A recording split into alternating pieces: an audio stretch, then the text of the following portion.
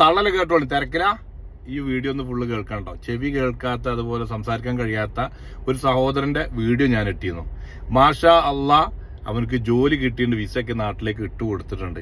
പക്ഷെ ആ മാണിക്കക്കല്ലിന് video ഇട്ടപാട് UK നടക്കം ഓനക്ക് വിസയുടെ ഓഫർ വന്നിട്ട് ഓനെ വിളിച്ച്. പക്ഷെ അവൻ പറഞ്ഞ എന്താ അറിയോ, ഓനക്ക് ഒരേ ഡിമാൻഡേ ഉള്ളൂ, ദുബായിൽ വേണം എന്നുള്ളത്. ഓന് എന്നോട് എനിക്ക് സംസാരിക്കാൻ കഴിയില്ല. പക്ഷെ ഓൻ ആക്ഷൻ ഇട്ടത് ഇങ്ങനെ കാട്ടിയിട്ട് ഇങ്ങനെ കാട്ടി. അതിന്റെ അർത്ഥം എന്താണ്?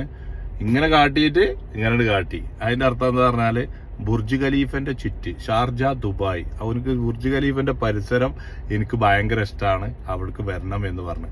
പക്ഷേ UK ഓനെ ഞാൻ എങ്ങനെയും കൊണ്ടുവരാൻ ശ്രമിക്കാന്ന് പറഞ്ഞ മാണിക്കക്കല്ലുണ്ട്. അതുപോലെ തന്നെ ഒരുപാട് ആൾക്കാർ, സ്ഥാപനത്തിന്റെ മുതലാളിമാർ വിളിച്ചിരുന്നു. എത്ര ആളെ വിളിച്ചെന്ന് ഒരു കണക്കുമില്ല.